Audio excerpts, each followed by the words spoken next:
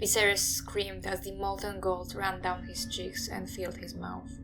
A tall lord with copper skin and silver gold hair stood beneath the banner of a fiery stallion, a burning city behind him. Rabbits flew like drops of blood from the chest of a dying prince, and he sank to his knees in the water and with his last breath murmured a woman's name. Mother of dragons, daughter of death. Glowing like sunset, a red sword was raised in the hand of the blue-eyed king who cast no shadow. A clothed dragon swayed on poles amidst a cheering crowd. From a smoking tower a great stone beast took wing, breathing shadow fire. Mother of dragons, slayer of lies. The passage above is the very first seed of a Targaryen pretender in Dany's storyline, and the clothed dragon finally makes his appearance in A Dance with Dragons. Young Griff, a miraculously surviving son of Rhaegar Targaryen and Elia Martell.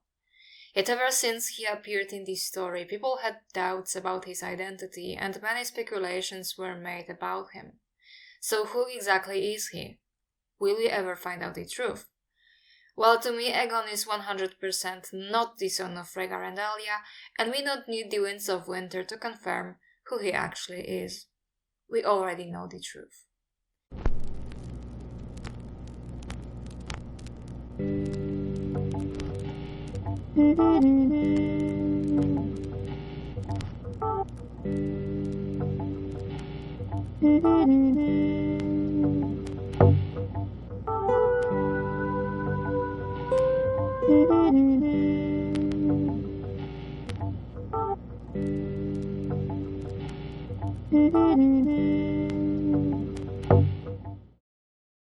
The original Aegon Targaryen, whose identity was assumed by Young Griff, was killed during the sack of King's Landing at the conclusion of Robert's rebellion. Slighted that King Aerys II refused to let Rhaegar Targaryen marry his daughter, Tywin Lannister ordered Sir Gregor Clegane and Sir Amory Lodge to murder Elia and her children. Additionally, the move was necessary to secure Robert's claim for the throne by eliminating Rhaegar's heirs, as well as prove Lannister loyalty, since they were up to that point neutral. Gregor Clegane smashed the child's head, and Westeros presumed the boy dead ever since. However, during A Dance with Dragons, when Tyrion is on board Shy Maid, he meets a boy he concludes might be a miraculously surviving Aegon Targaryen. A true friend, our Lord Connington. He must be, to remain so fiercely loyal to the grandson of the king who took his lands and titles and sent him into exile. A pity about that. Elsewise, Prince Rhaegar's friend might have been on hand when my father sacked King's Landing to save Prince Rhaegar's precious little son from getting his royal brains dashed out against the wall.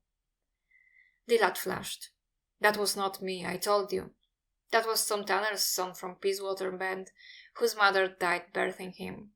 His father sold him to Lord Varys for a jack of arbor gold. He had other sons, but he never tasted arbor gold. Varys gave the Peacewater boy to my lady mother and carried me away.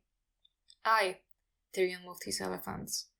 And when the Peacewater prince was safely dead, the eunuch smuggled you across the narrow sea to his fat friend the cheesemonger, who hid you on a pole boat and found an exile lord willing to call himself your father. It does make for a splendid story, and the singers will make much of your escape once you take the Iron Throne. So the story is that Aegon was smuggled out and an impostor boy was put in his place, but that story has some glaring inconsistencies. Nobody could have predicted that Aegon's head would be smashed against the wall to make it unrecognizable, unless Gregor Clegane was somehow ordered to do just that. Additionally, when did Varys even have time to find someone willing to sell their child and switch the children? Nobody knew that Aerys would open the gates, and Varys actually advised him against, and with the chaos of the sack of King's Landing, it would be close to impossible to find someone willing to sell their child. More importantly, why would Elia Martell agree to this rather than ask Varys to save both of her children? And if she was unaware of the plan, how did she not notice that this isn't her baby?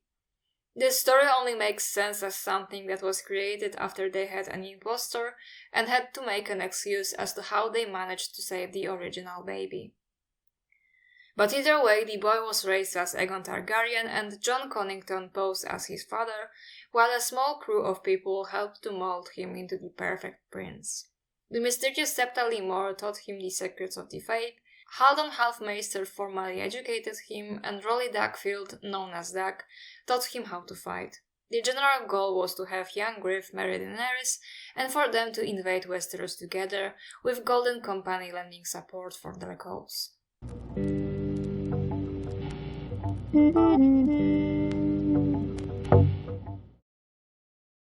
The likelihood of the real Aegon Targaryen surviving is very slim, so who is this guy? People make various speculations about that, with some even claiming that there is no way for us to ever find out, or that his true identity will remain a mystery forever, since it would make the story more compelling. This is of course another example of wishful thinking, since as long as there exists even the slightest possibility of Aegon being real, he poses a genuine threat for Daenerys, and that's exactly what most people want. But already in A Dance with Dragons we have a somewhat indirect yet strong confirmation of his identity. The person claiming to be Aegon Targaryen is, in fact, not the tragically killed son of Rhaegar and Elia, but a descendant of House Blackfyre. House Blackfyre is a branch of House Targaryen coming from Daemon Blackfyre. Born as Daemon Waters, he was an illegitimate son of Aegon IV Targaryen and Princess Daena Targaryen. Aegon famously legitimized all of his bastards on his deathbed, and thus Daemon picked the name Blackfyre for himself after the Targaryen ancestral sword. He also chose the reversal of House Targaryen heraldry for his coat of arms, a black dragon on a red field instead of the Targaryen red on black. Previously, Dorne joined the Seven Kingdoms through the marriage between Princess Daenerys Targaryen and Maron Martell. King Daeron II himself married Miriam Martell, and the court welcomed the Dornish men into important positions, which some people were not too happy about. Even more suspicion was raised when Daeron's heir, Baelor Breakspear, had a Martell coloring instead of a classical Targaryen look of purple and silver. This prompted some to believe that the newly legitimized Daemon should be Aegon's heir instead, not to mention that Daeron II himself was also rumored to be illegitimate. As such, the first Blackfyre rebellion broke out to seize the throne from Daeron II for his half-brother Daemon Blackfyre. Daemon ended up perishing in the war, but some of his supporters, including Aegor Rivers, fled Westeros and settled in the Free Cities.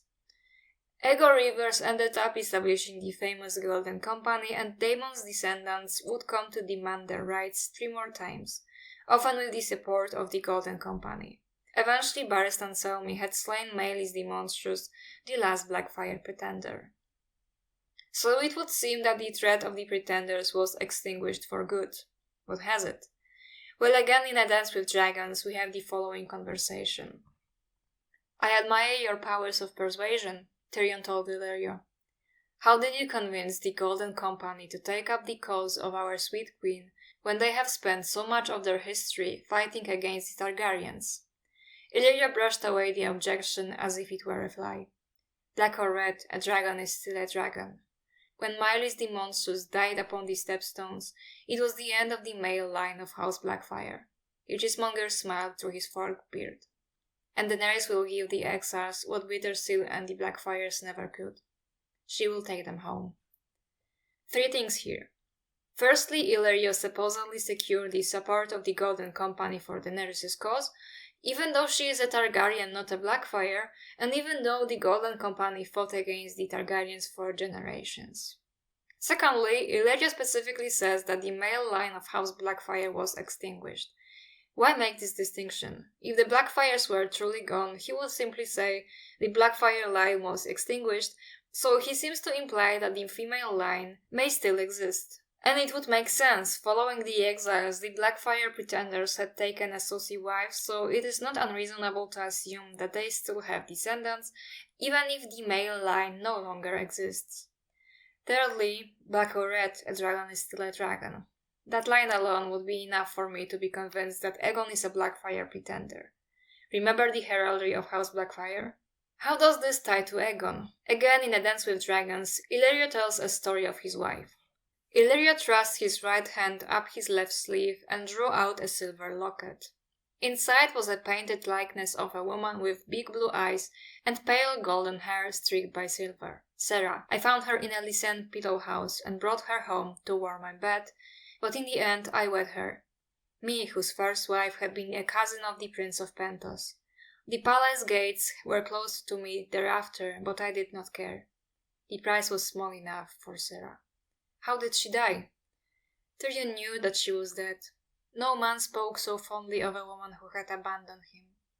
A Braavosi thriving galley called at Pentos on her way back from the Jade Sea. The treasure carried clothes of saffron, jet and jade, scarlet samite, green silk, and the grey death. We slew her oarsmen as they came ashore and burned the ship at anchor, but the rats crept down the oars and paddled to the quarry on cold stone feet. The plague took 2,000 before it ran its course. Magister Illyrio closed the locket. I keep her hands in my bedchamber, her hands that were so soft.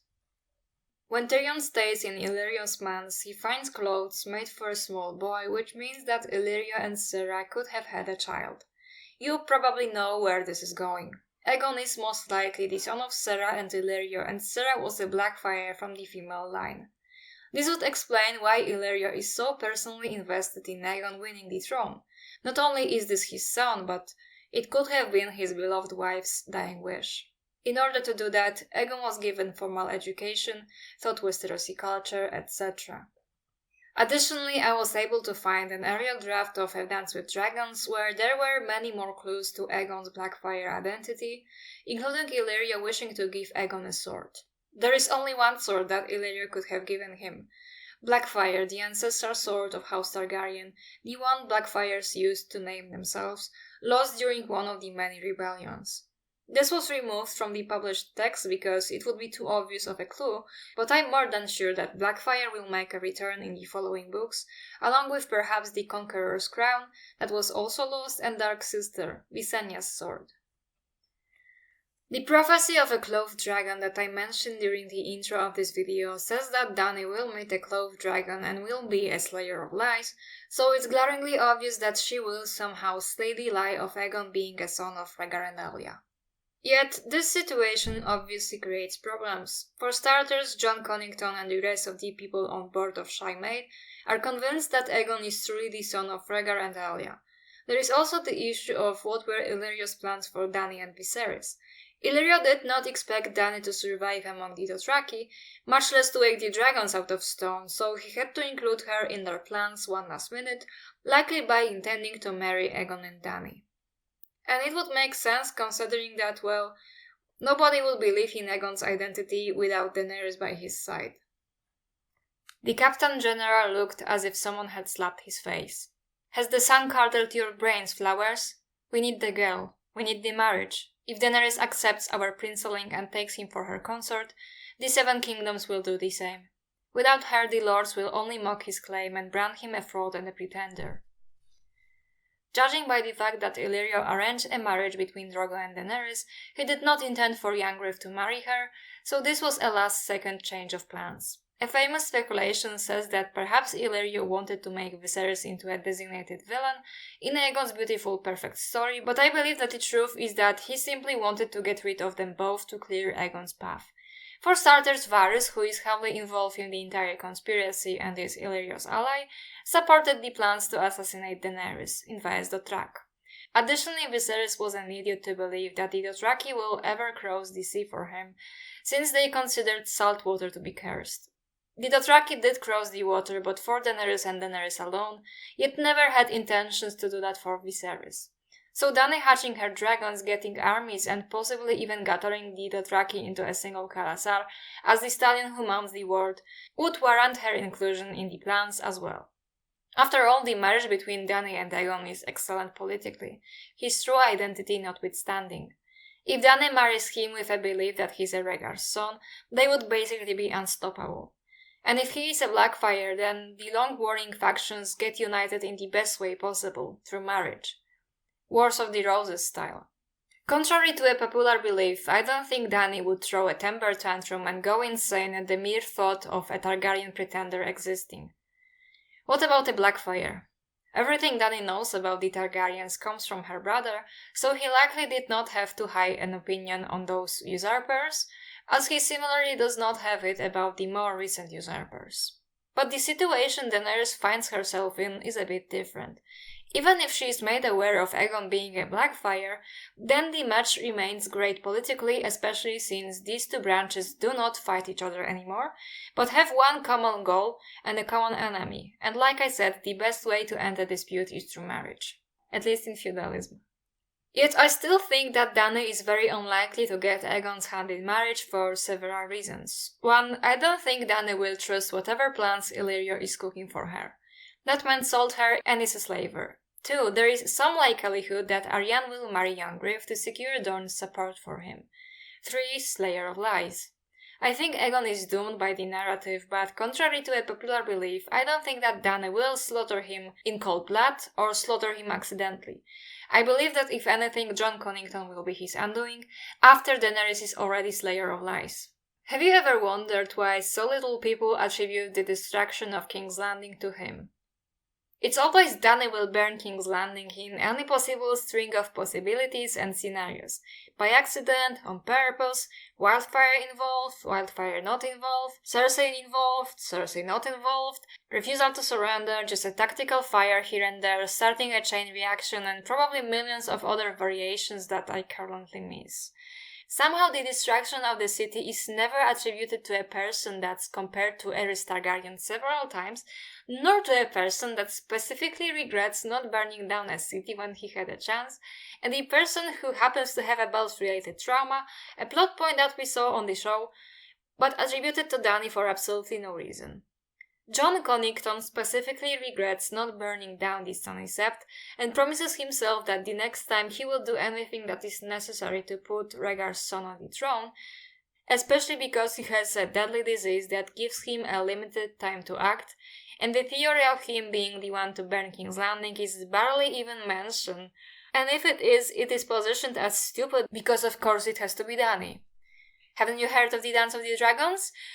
And yes, perhaps in the original outlines there was a war to be held between Aegon and Daenerys, but look at George R.R. Martin directly stating this. The second Dance of the Dragons does not have to mean Dany's invasion.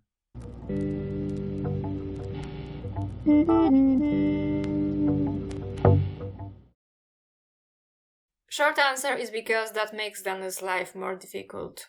But you're here for a long answer, right?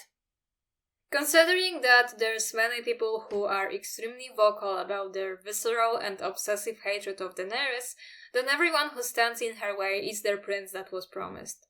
Somehow it is a super compelling story for some guy introduced in book 5 out of 7 to be a miraculously surviving secret prince, a guy that we don't even know that much about, since we see him through the point of view of others, and who has very little presence in his own story.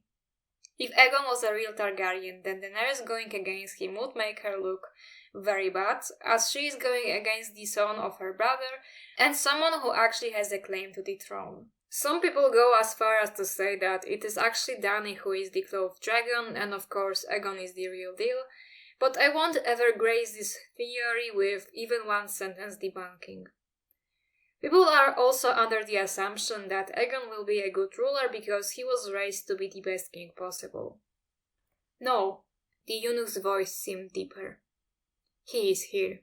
Aegon has been shaped for rule since before he could walk. He has been trained in arms, as befits a knight to be, but that was not the end of his education. He reads and writes, he speaks several tongues, he has studied history and law and poetry. A Septa has instructed him in the mysteries of the faith since he was old enough to understand them. He has lived with fisher folk, worked with his hands, swam in rivers and mended nets, and learned to wash his own clothes at need. He can fish and cook and bind up a wound. He knows what it's like to be hungry, to be hunted, to be afraid. Tommen has been taught that kingship is his right. Aegon knows that kingship is his duty, that a king must put his people first, and live and rule for them. Those who unquestionably buy into this monologue show how shallow is their understanding of ruling. Aegon hanging around some sailors and being taught how to speak languages does not make a good king. He was made into a perfect puppet in the hands of Illyrio and Varys. He was molded into an idea of a perfect king, but these ideas are feeble. Aegon was surrounded by people who loved and cared for him. He was watched by Varys and Illyrio to prevent him from ever being hurt, and Illyrio even sent sweets to him. You know who actually is a ruler with experience, who taught herself how to deal with it because she had no other choice? Daenerys Targaryen.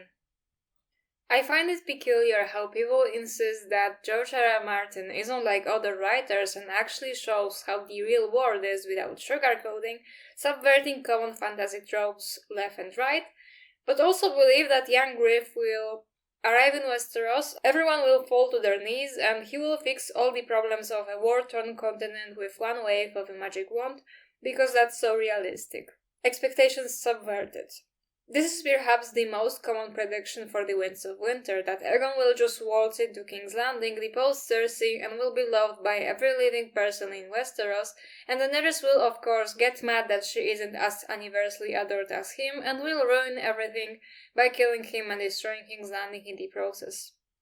Of course, this prediction is wish fulfillment, since Dany desperately wants family, and even if Aegon is a Blackfyre pretender and she will realize this, the likelihood of her burning King's Landing is low, considering that in this entire equation we have one person obsessed with wildfire, and another who regrets not burning down a city. People also ignore that even though we've known him only for a short while, he already showed all the flaws that Dany is accused of having. He's entitled, impulsive, sheltered and immature, can't lose a board game without having a temper tantrum, has to be saved from stone men and does not show the slightest bit of gratitude to the person who saved his life. He's also a misogynist, and Tyrion compares him to Joffrey, mentioning that he may be a Targaryen after all, and not as a compliment. Normally something like this wouldn't miss the eagle-eyed readers of A Song of Ice and Fire, who crafts intricate theories out of nothing, but because they insist on their predictions of the cheering crowd apparently being all of Westeros, that makes it impossible for them to see that Aegon won't be accepted as Rhaegar's son as universally as they think, and that he is nowhere near the perfect prince he claims to be. There is a certain subset of the fandom who wants Aegon to be real because they believe him to be a real son of Elia Martell, and they want the Martells to go against the Targaryens, specifically Daenerys. In various Azoyev spaces, you often see people insist that the Dornishmen despise the Targaryens for what Rhaegar did and will want to rally behind Aegon only because he is Elia's son, and that has zero basis in reality. The Martells and the Targaryens had been warring in the past, true, as had their ancestors, the Valerians and the Rhoynar, but ever since the unification with Dorne, the Martells have been the biggest Targaryen shooters imaginable. Oberyn Martell wanted to start a rebellion in Viserys' name. Doran Martell quite literally made a secret pact that would achieve Targaryen restoration through the marriage of Aryanna and Viserys, and he says that they will get vengeance for Elia with fire and blood. After Viserys' death, Quentyn was to fulfill this by marrying Daenerys, but he fucked around and found out, so there is a prediction that says that Aegon may marry Aryanne, but even Aryanne's own team is skeptical of his identity. Essentially, they hate Daenerys based on predictions that they have. That Aryanne will marry Young Griff and Dany will kill Aryanne in the wildfire explosion, so she's evil, and besides, our headcanon is that Dornishmen hate the Targaryens even though they don't. They also conveniently ignore that precious Aegon never once references his Martell heritage they love him for, never mentions his mother by name, only ever refers to himself as Rhaegar's son, and it is House Targaryen that he is proud to be a member of, it is House Targaryen he constantly talks about. Additionally, if he is actually a Blackfyre, then the Martells have no reason to support him, since the Blackfyres were prejudiced against the Dornish.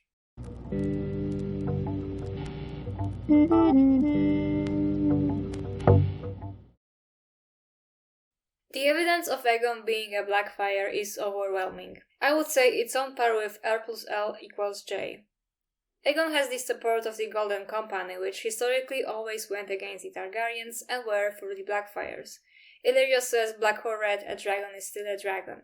Illyrio says that the male line of House Blackfyre perished, but says nothing of the female line. Illyrio is personally invested in Aegon getting the throne because this was his wife Sarah's wish, and Sarah is a descendant of the Blackfyres from the female line, Aegon being her son. Yeah, the stupidest theory in existence, right? Aegon is a Blackfyre 100%. There is no other identity he could have. Too many clues point into that direction. The story of his survival does not make sense. He would not make a great king as everyone insists he would. He is a misogynistic brat who has all the flaws Dany is accused of having. The ending of this boy is likely to perish in the wildfire explosion that is started either by Cersei or Jon Connington. This guy doesn't even care about his supposed Martell heritage. He is a Blackfyre and it is already confirmed. The question is how much of a confirmation we will get in the Winds of Winter. I suppose that unless someone tells straight up this is a Blackfyre, his identity will be considered a secret and unconfirmed, but I guess this is how it's supposed to be until climate change kills us all. Thanks for watching. If you like this video, please leave a like, subscribe and share so that more people can see it too. Make sure to click the notification button so that you never miss a new video. Yes, I finally started including this segment in my videos.